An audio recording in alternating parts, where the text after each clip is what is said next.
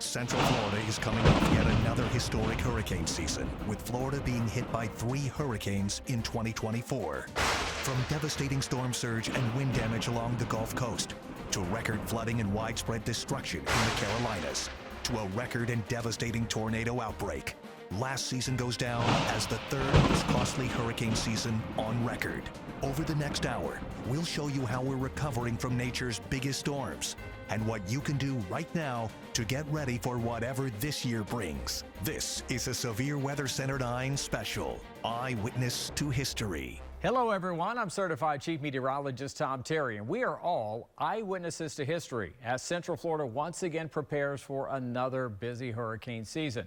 Now, if you're new to Central Florida, welcome. Our entire team here in Severe Weather Center 9 is ready to get you prepared. We're going to talk about how to get your home and family ready in case a storm threatens. We'll have some tips on getting both you and your kids through this stressful situation.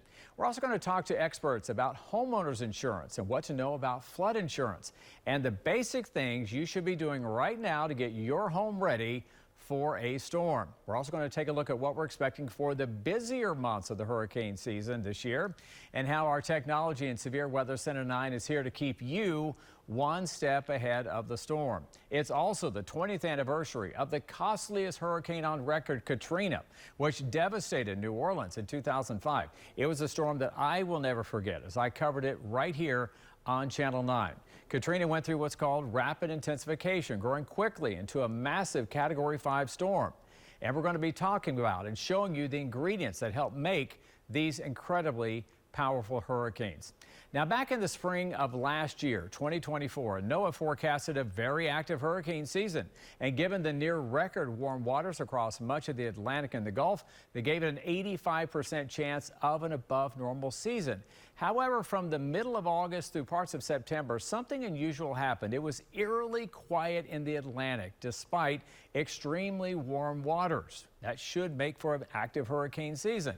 This was the time when the tropics normally would be very active. But we had a few things happen. First of all, we had a lot of dry, dusty air coming in off the coast of Africa. And this sometimes can keep these tropical waves that come off Africa from developing. Now, we see this quite often during the season, but usually the effects don't last very long. They're usually at the beginning of the season, not in the heart of the season. So when we saw this happen, we knew things were going to be at least in our favor for a little bit of time. Something else that was very unusual, and I don't remember ever seeing before, was that the storm track for these tropical waves, instead of being farther to the south over the warmer waters of the eastern Atlantic, they were much farther to the north, and they got into some of these cooler waters that are just off the coast. So, Cassie, we certainly had a lot of ingredients ended up last year for these powerful storms. That's right. And coming after a series of extreme hurricane seasons for Florida that stretch all the way back to 2016,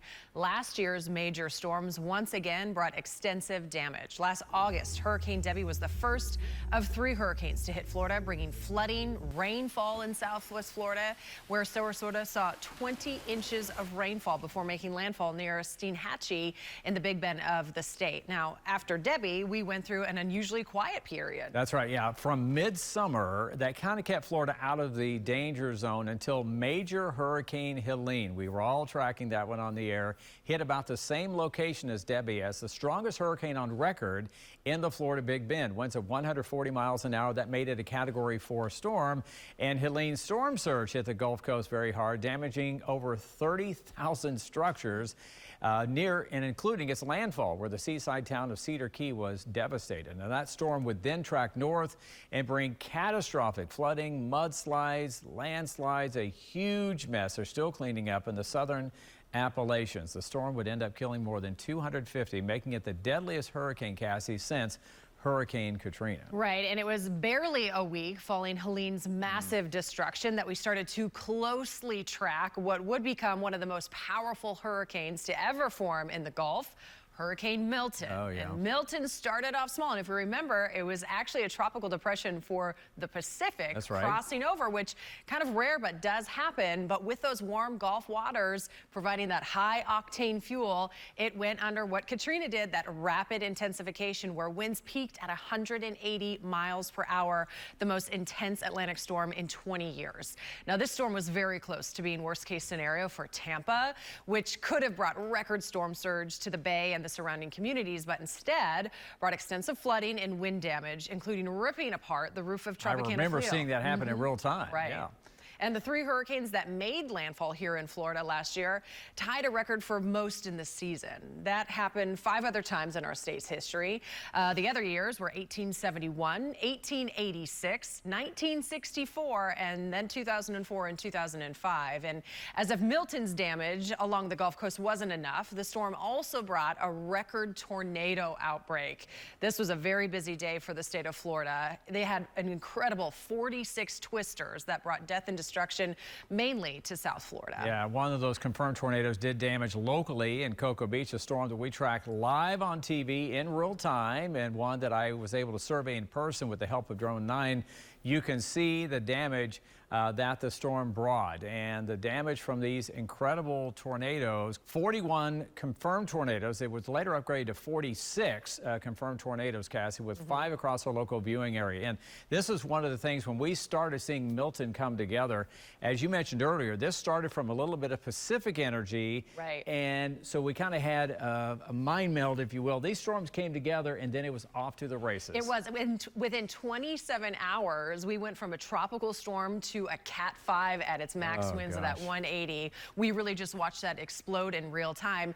And when we here in Florida watch these storms really blossom, explode in the Gulf of Mexico, we know that we're going to be on really the dirty side of these storms. And tornadoes, a big concern. I remember years ago, Cristobal, which did not even make landfall in the state of Florida. It's like 500 miles, 700 miles away. And it spawned that tornado that went right through downtown Orlando. You were on air live tracking that tornado. So these storms do spawn these little spin-offs, and that's a big concern when we track these big storms. This right front quadrant, as the storm moves, that kind of northeast quadrant up in here, that puts Central Florida in the most amount of wind shear with these storms.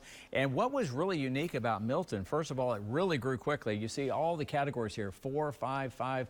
That was the really big stuff. It did weaken slightly before landfall as we expected, but we had a wide open corridor here across South Florida. And I remember waking up that morning, and you were on the air covering this, and I'm going, this is not going to be a good day. No, and I was watching all of those warnings in South Florida with those armbands, those outer bands headed in our direction, knowing it was going to be a very busy day for us across Central Florida. And I remember literally behind the scenes here, coming into the studio here at the chroma key wall over there, you were mic'd up, you were covering this stuff, and we just kind of gave the handoff. And yes, it's a passing of the baton on that's to right. the next. Meteorologist David Hecker and I were both covering the biggest outbreak in Florida history and the second biggest tornado outbreak of all time. So, wow, Milton was a big one.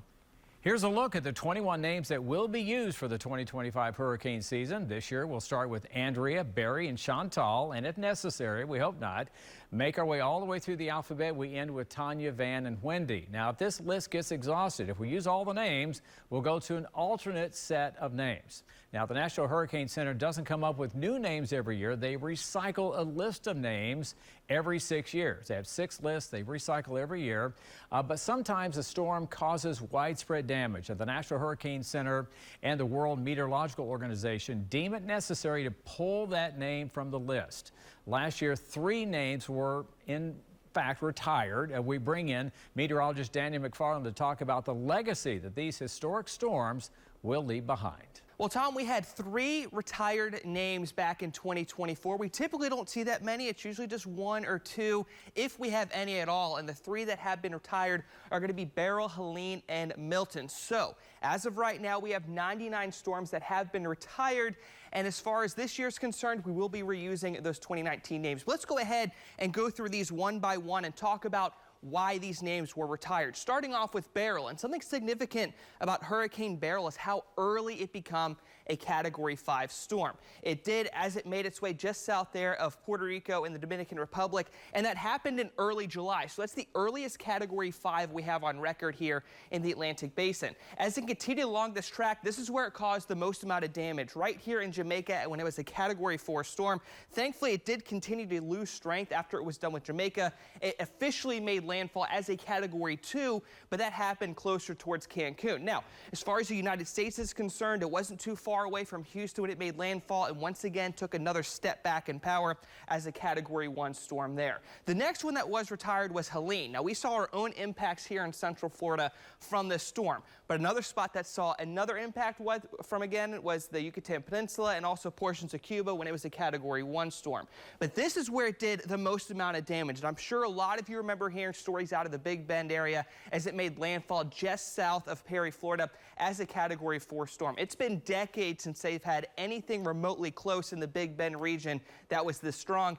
And another significant thing is that it held on to that strength as it made its way through Monticello and eventually closer towards Valdosta, Georgia as well. Central Georgia, as it passed by Macon, was a Category 1 storm. That's the strongest one they've had in Central Georgia since Michael back in 2018. And if you go all the way up here, this is where the most amount of damage happened. Now, we're going to continue to hear about the damage that was done with Helene for years in areas like North and South Carolina right here in the Appalachian Mountains. The flooding was very bad. It took forever to clear on up, and because of that, that storm is going to be retired with that name. It eventually continued to cause damage in that same area, since it did really spin out in areas like Kentucky before it eventually died out.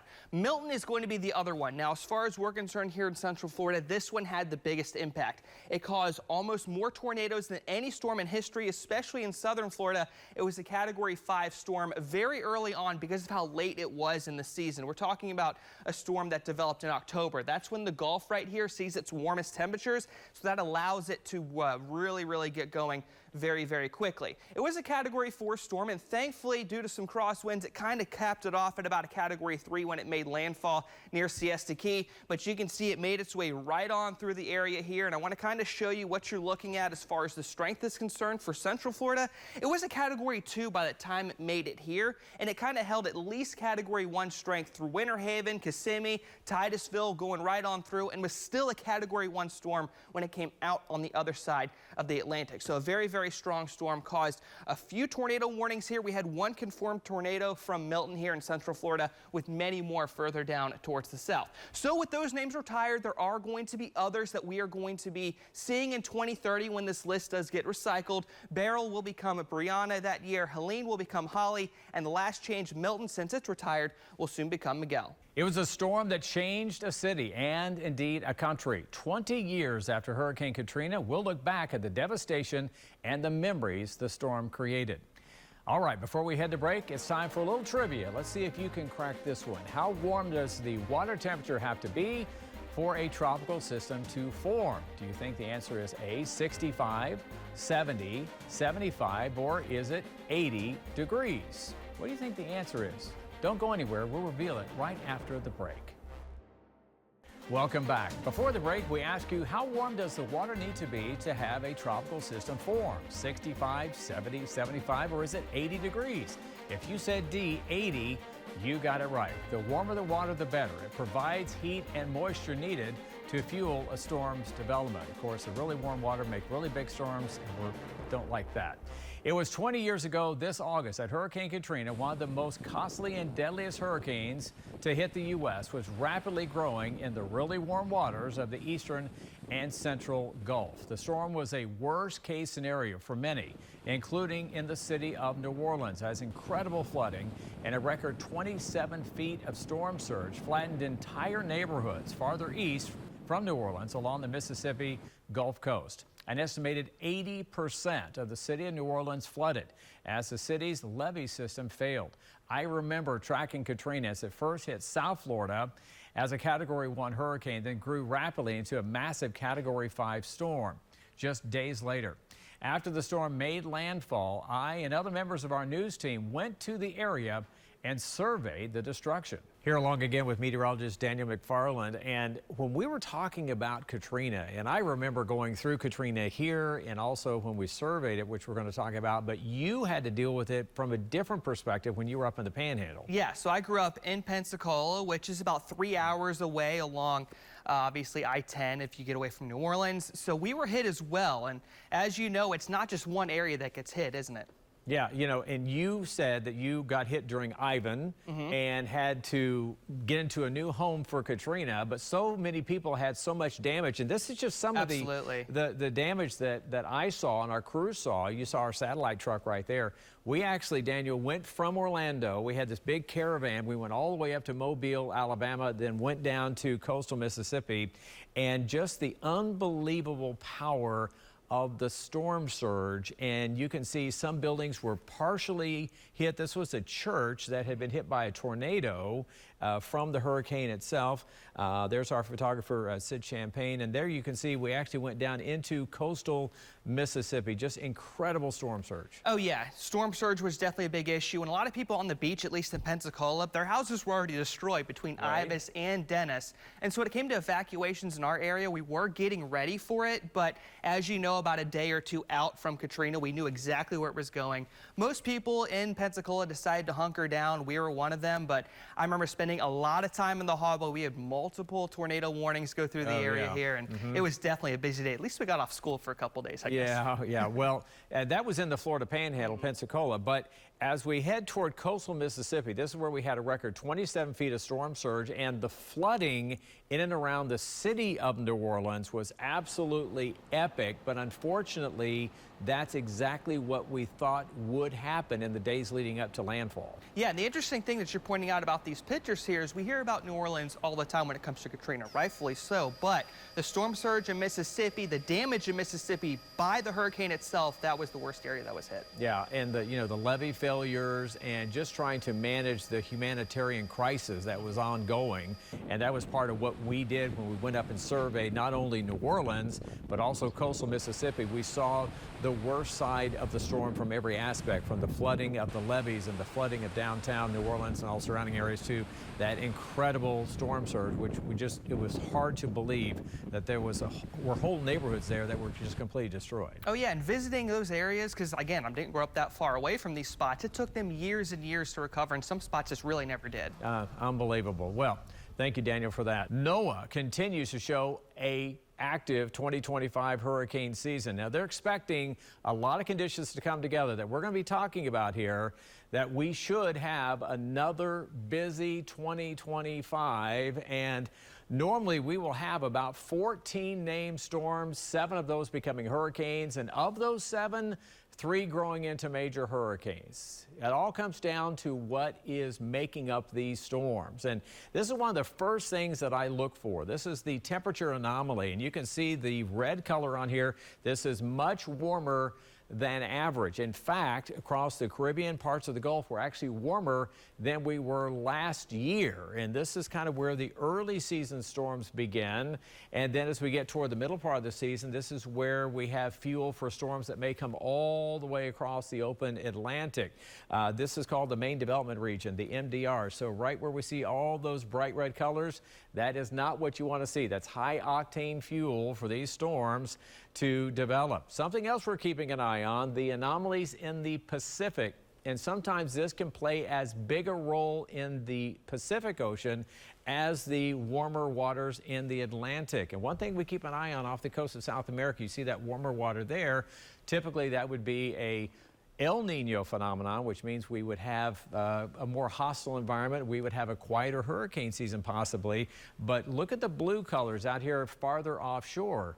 This is something that could make for a more active hurricane season for us later this summer. Just a couple of things we're keeping an eye on here because it's a 6-month marathon here, not a sprint. Something else that we saw a lot of during 2024 that actually created a very quiet environment for a period of time is this dry, dusty air coming off of Africa. This is very, very common, and especially early on in the hurricane season, but sometimes this dry air can linger later in the season, and that can reduce the total number of storms. But the total number of storms, you can have all the storms in the world, but it really depends on where they track, right? How many are heading toward you, toward Central Florida or elsewhere? And it all really kind of depends, too, on the impacts of the Bermuda High. This is a nearly permanent high-pressure area that kind of oscillates between Bermuda and the Azores farther out. And this particular high pressure ridge, if it's relatively weak and farther away from the U.S. coast, storms can kind of get steered around this high, perhaps closer to Bermuda and on out to sea.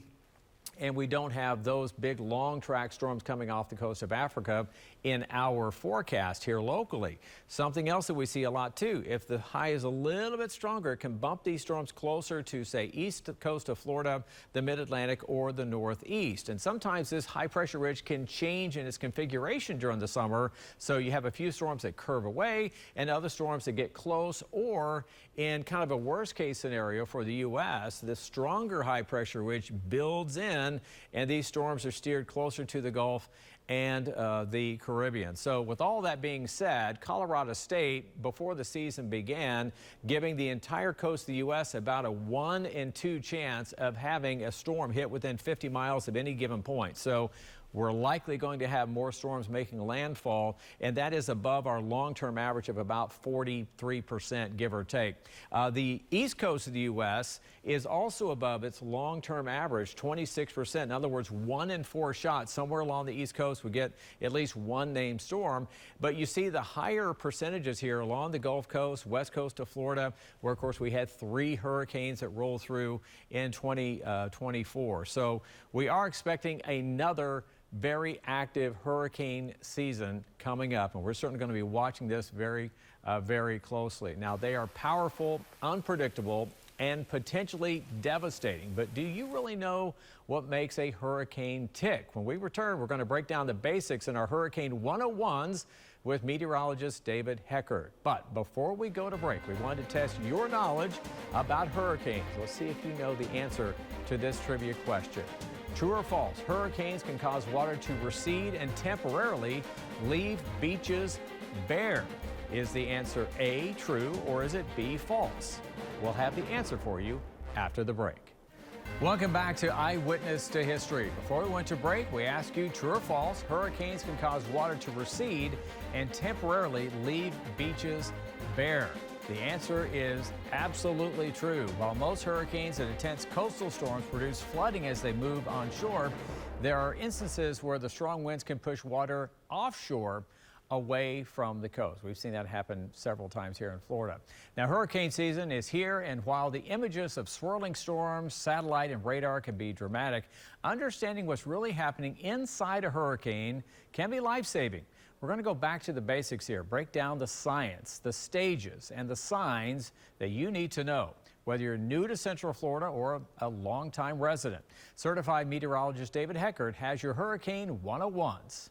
Well, if it's your first time here in Florida dealing with tropical systems, or one of the many times you've dealt with, there's a lot to know about the upcoming Atlantic hurricane season. Let's first off talk about the actual season itself. It starts on June the 1st and concludes on November the 30th, but we oftentimes have systems that attempt to develop in the month of May. One thing you also notice about this chart, which highlights the named storms, hurricane, and major hurricanes, is how really lopsided it is towards the back of hurricane season. We sometimes think of these seasons as kind of equal chances we head forward in time, but that is not the case. In fact, the statistical peak of hurricane season is not until September the 10th. And notice how the chart really increases late August, September, and October. In fact, the vast majority of hurricane and major hurricane strikes in the state of Florida have occurred the back end of August, September, and the early part of the month of October. So let's kind of break down tropical systems you may hear about over the coming months. Let's first off talk about a tropical wave. This is just an elongated area of low pressure. Can produce squally weather. They do impact the state of Florida, but oftentimes we associate these with more areas down into parts of the Caribbean. If you've been into sections of Jamaica, Turks and Caicos, down through the Bahamas, sometimes you'll see kind of squally weather out there. A lot of times that's courtesy of a tropical wave. Dozens and dozens are produced each season down in the tropical Atlantic, and they're noted here oftentimes by this dashed orange or dashed black line. Most of tropical wave activity, that's it. They never actually organize any further. But some will continue to organize, and those become tropical depressions. Those are closed low systems with winds 38 miles per hour or less. On a satellite perspective, you can see a little bit more concentration of development with a tropical depression. This produces heavy wind and gusty rains out there, and about a dozen plus are produced each season. On a weather map, a tropical depression is highlighted by an L shape signifying an area of low pressure. The next step up is a tropical storm, and that's when things get a little bit more serious out there. That is a closed system with maximum sustained winds of 39 to 73 miles per hour. We're dealing with some very heavy rain and some strong winds out there. We average 14 storms each season in the Atlantic Basin that are tropical storm caliber or greater. And you can see in the satellite presentation, now we have almost some banding of activity out there, a much more well-defined system, and tropical storms are highlighted by this kind of open area that spins on a weather map. Now let's get into hurricanes, the ones that we talk about the most. These are powerful storms with winds of 74 to 111 miles per hour, oftentimes producing flooding rains and damaging winds. In the Atlantic Basin, we average 7 hurricanes each season, and you can see on the weather map the more traditional hurricane that you deal with. Here on Channel 9, we oftentimes will note what category that hurricane is, and the categories go from 1 to 5. The last one is the most powerful one, a major hurricane. These are the truly historic storms that we talk about across the state of Florida, including major hurricanes like Andrew, Irma, and Ian. They are very powerful storms with winds of greater than 111 miles per hour.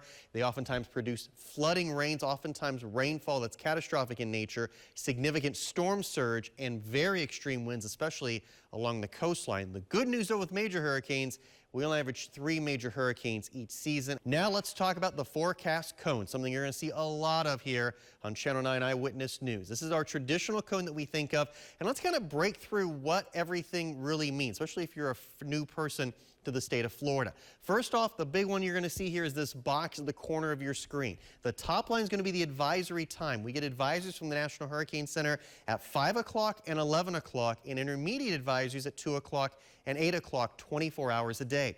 The next one's going to be the system name and whether it is a tropical storm or hurricane.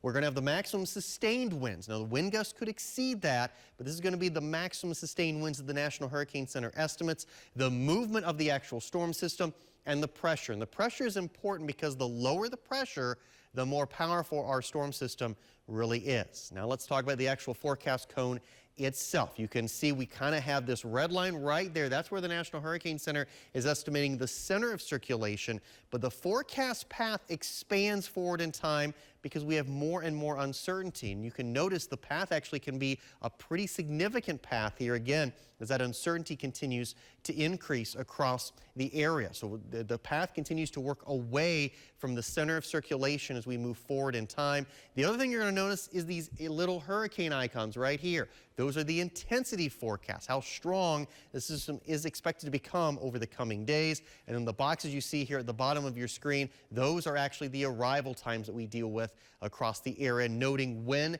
a storm system is expected to impact that particular area. So a lot to know, and we'll be with you every step of the way right here on Channel 9 Eyewitness News. Thanks, David, for all that great information about hurricanes. And the more you understand the way these storms work, the better prepared you can be if one heads our way. And you can stay up to date with the local weather in your area by downloading our free Channel 9 WFTV weather app. It's available in the Apple App Store and on Google Play.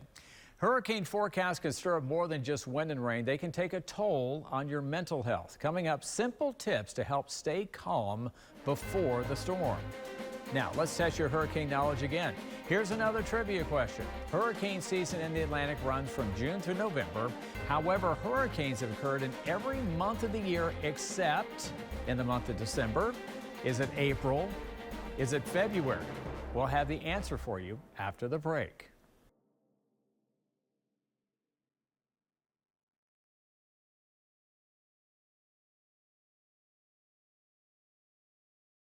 Welcome back. Before we took you to commercial, we asked you hurricane season in the Atlantic runs from June to November. However, hurricanes have occurred in every month of the year except for February. Well, as of 2024, there have been 92 hurricanes recorded outside of our normal June through November timeframe in the Atlantic Basin. This goes all the way back to 1851. Hurricane season doesn't just bring wind and rain. It can bring a wave of stress and anxiety, too. For parents, the pressure of staying prepared while keeping your children calm can feel overwhelming at times. But there are some simple ways to manage the mental toll that comes with the forecast. We spoke with Dwight Bain, a nationally certified counselor and founder of the LifeWorks group here in Orlando, Florida, who says parents need to pay attention to the shifts in their children's behavior from normal to abnormal. Sometimes they don't have the words to say, I'm really scared, I don't know what to do, but their tummy will be upset. And a parent paying attention to those physical signs and symptoms can help us to see maybe there's more emotional pressure there than we realize. There are many ways to help your kids get through the storm, all while you're at home dialing in on your own storm preps. So before the storm, it's prep and letting little guys and gals be involved in storm prep. During the storm, have your kids smell the flowers and blow out the candle. What Dwight tells me is a breathing exercise with a 4-second nasal inhale followed by a blowing exhale. Controlled, regulated breathing can calm down during the storm. After the storm, let's get involved in cleanup. Sometimes you can meet neighbors you didn't know before. Absolutely. I know with my children, I have them partake in making kind of our hurricane kit. They pick out a game, they pick out a flashlight every season, they put stickers on it. So that really is a helpful tool. It's not just kids that experience stress. Adults can feel it too. You may feel outbursts of anger or even start doing impulsive things. You're going to see a huge reaction. Some people get really cognitive fuzz. Their brain is numb. Other people, again, they can't sleep. That's a big indicator. Some people will just act really incredibly kind of mean, harsh with other people. Other people just feel like they can't function. Listen, all of that is normal after a major disaster. Dwight tells me there are a plethora of coping skills that can help you get through the storm, some of which you've seen here on your screen, and you can find the full list on our website, WFTV.com. The person you don't want to be is completely isolated because you feel like you're trying to do it alone. Good news, we have resources right here in our hometown to help people get through it better together. For many, the storm doesn't end when the skies clear. The emotional impact can linger long after the winds die down. And if you or someone you know is struggling, there are resources available, from local support groups to mental health professionals trained in disaster recovery. Understanding your insurance coverage is a major part of preparing for hurricane season. I talked to a longtime insurance expert on what residents should look out for. He went to work for insurance companies. With 43 years in the insurance industry, Tom Cotton has seen a lot. In your case, it's 50 grand. There's,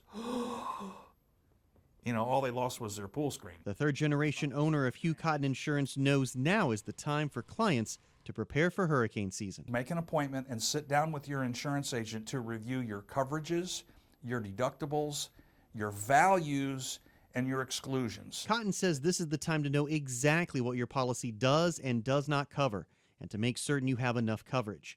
This is especially true if your home value has increased substantially over the last several years. The areas where we frequently find challenges are the value they have on replacement cost on their policy has not kept pace with the actual reconstruction cost of their home. Agents don't put values on houses. They have to tell us what they believe it is. He also stresses the importance of flood insurance, a separate insurance policy that covers flooding inside your home or business. If you do not have a flood insurance policy, you do not have coverage for flood. In addition to an insurance checkup, Cotton says homeowners can prepare their home today for a storm in the future. This includes doing preventative maintenance, trimming trees, and considering what service providers you'll use right after a storm. If there's a tree on your house, trying to find the tree contractor a day after a hurricane, you're late.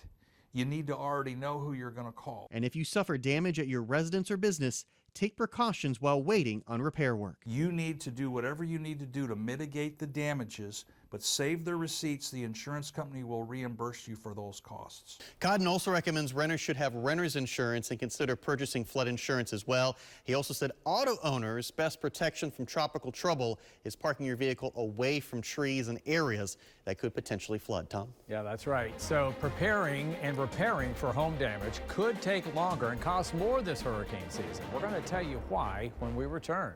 Volusia County is spending up to $20 million to buy properties that have flooded multiple times. Now, the money's part of a $135 million grant from the federal government meant to help the area recover from Hurricane Milton and prepare for future storms. Some parts of Volusia County are still littered with debris. Channel 9 Volusia County reporter Demi Johnson explains how the home buyout program could help communities like Midtown in Daytona Beach. People in Midtown are still recovering from past storms. You can see piles of debris like this all over the neighborhood. And if you follow me this way, you can see how people are already preparing for the next storm by stacking up sandbags in their yards. All of these homes have flooded multiple times over the years, and neighbors have had enough. They hope this money from the federal government will give them a fresh start. This is the reality for thousands of residents living in low-lying areas of Daytona Beach whenever it rains heavily. In Midtown, homes still sit empty nearly 3 years after Hurricane Ian. And those who were able to make repairs finally started to move back in last year, only to be met with more flooding from Hurricane Milton. I just moved back into my house about a month or so ago, and right now I'm scared to death. Cynthia Slater has gutted her house 5 times, and like many of her neighbors, is running out of resources to rebuild or relocate. We're stuck where we are unless we sell the house. But if you sell the house, who's going to buy a house that's been known to have flooded? Help could be on the way for homeowners in her situation. Volusia County leaders have plans to spend $20 million to purchase properties that habitually flood. They'll then be demolished and turned into retention ponds or open space. It should have happened 2 hurricanes ago. The county will provide up to $400,000 for buyouts. The amount given to homeowners will be based on the property's pre-storm appraisal value. Slater says at this point, anything would put people in a better situation. They didn't have the money to get things done. I mean, it's been 8 months now, almost 8 months, and people are still tearing out walls. It's not clear which cities will get this funding or how individual homeowners will be selected for the money, but the county hopes to have a better idea once it gets some applications together in the coming months. Reporting in Daytona Beach, Demi Johnson, Channel 9 Eyewitness News.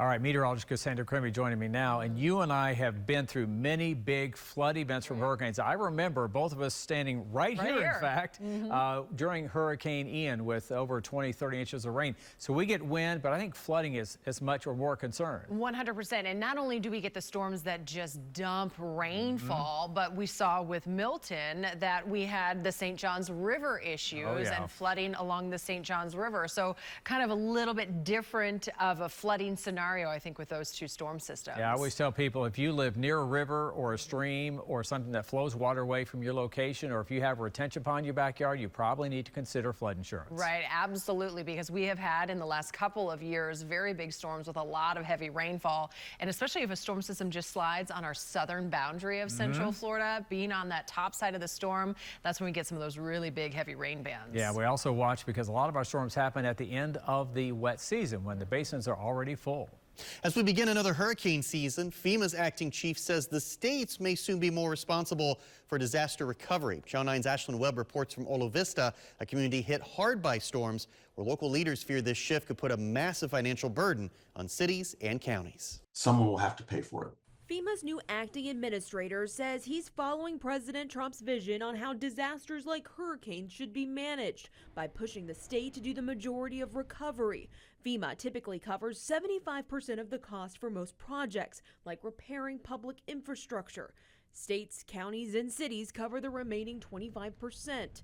But now FEMA is looking to shift more of the financial burden on states and local municipalities. There are some states that can probably handle that additional burden better than others. I think Florida's situated well to do that as a state. I don't know about some of our counties and cities that might have a lower capacity. UCF emergency management professor Christopher Emmerich believes this may slow down disaster recovery. There's also concern over how the state and local municipalities can cover the cost. Or do we charge the tourists that come here more? Do we charge the homeowners more in property taxes? Do we have a sales tax increase. Uncertainty over covering disaster relief comes as there's still questions about grant cuts. In Volusia County, they're preparing for the possibility of a $100,000 cut. We're in that hurry up and wait mode, quite frankly, to see what the federal government does. Ashlyn Webb, WFTV Tonight. Thank you, Ashlyn, for that report. And David, having worked at FEMA, you and I have had many conversations about what FEMA is and what FEMA is not. And when we tell people just at home, getting ready for a storm, you need to be able to manage your own family, your own needs for at least 3 to 5 days, if not a week in some cases, because FEMA is not here to either make you whole or to arrive at your doorstep the next day with supplies. And one thing that we both know from years of experience in Florida, every disaster is a little bit different. And just because the disaster directly impacts your neighborhood doesn't necessarily mean that it's going to be a federally declared disaster and FEMA's going to come in. So you may be looking for other resources. That includes volunteer agencies like the American Red Cross, local municipalities, and sometimes the state of Florida may also be your path. It may not even be FEMA. FEMA may actually be closed depending on the scope of the disaster. Yeah, you know, and of course, we're still working through a lot of changes in the federal government, FEMA, state responsibility, things like that. So again, the best advice that we give to you is just make sure that you have those basic things that you need for your family. I remember back in 2005, I believe it was, Wilma was coming in towards South Florida, and there were people holding up signs, you know, where's FEMA? Like, FEMA's not there to put gas in your car. So it's that personal responsibility and the mitigation that you have to take into account, and then FEMA can come and try to help out perhaps later. And that's why knowing your insurance policy is so incredibly important. FEMA is not designed to make you whole. FEMA is just kind of the jump start on your road to recovery. You're not going to get a check from FEMA to replace an entire house. It's not going to happen. So that's why it's so important to have additional or have a significant coverage on your homeowner's policy. That way you can help repair your home. Yeah, and I hope we don't have to have more of these extensive conversations during the events that are coming up, but we're glad that you have that knowledge from FEMA. So we're going to be leaning on you a little bit, hopefully not too much this year. Now, the Florida Department of Transportation crews are at the ready during every storm to shut down roadways and bridges to keep drivers safe. We're going to show you how they prep for all these storms. Welcome back to Eyewitness to History. As storms hit, it's important to know your route away from danger. Here are some important maps showing the evacuation routes along our coast here in Central Florida. Now, if you do evacuate, here are some key tips. Know where you're going, obviously, to be going, whether it's family, friends, maybe you've got a motel or hotel somewhere, or public shelter. Take a map with you showing 2 routes to reach your destination in case there are road closures. Make sure you notify someone, family, friends, caregivers of your plan and your location. Secure your local home and property. Take those emergency supplies, and please don't delay your evacuation. If they say it's time for you to go, you do need to go. Now, the Florida Department of Transportation works to prepare the roads, bridges, highways, and toll plazas ahead of any storm that may move our way. Channel 9 anchor Alexa Lorenzo spoke with state leaders about what that prep work looks like.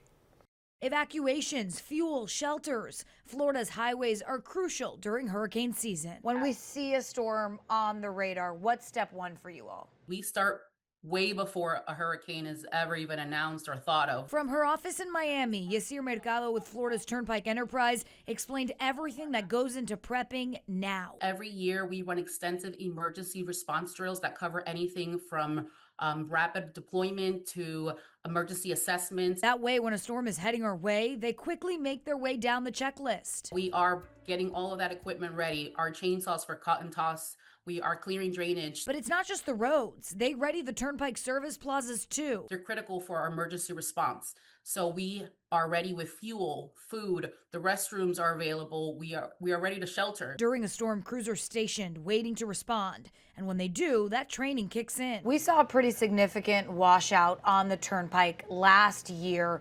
When do you all say, okay, now we can go in and repair this? As soon as it is safe to do so, they came out and they performed the repairs, and within 24 hours, the road was open. And they're ready to do it all again if needed this year. Before hurricane season has begun, we are already ready. In Orlando, I'm Alexa Lorenzo for Channel 9 Eyewitness News. The Department of Highway Safety and Motor Vehicles says now's a good time to get your car serviced to make sure everything's working as it should. Also, double check your registration and insurance. Make sure they're with you in the glove box, and you don't want that stress ahead of a storm. With nearly 100 years of combined experience covering storms here in Central Florida in Severe Weather Center 9, we want to give you a look behind the curtains at how we keep you safe. It's going to be a very long night. We're here around the clock to keep you safe. Lake Mary, Sanford, Midway, now is the time to act and take precaution. Along I-4, that's going to be the spot where I think flooding is going to be most likely. All of us need to start thinking to ourselves, we may lose power at some point during this system. This is your 5-minute warning to get to the place that you need to be that's the safest in your home. When it comes to a weather alert day, when I say there's a weather alert day, it's time to pay attention, okay? It's like me taking off my jacket.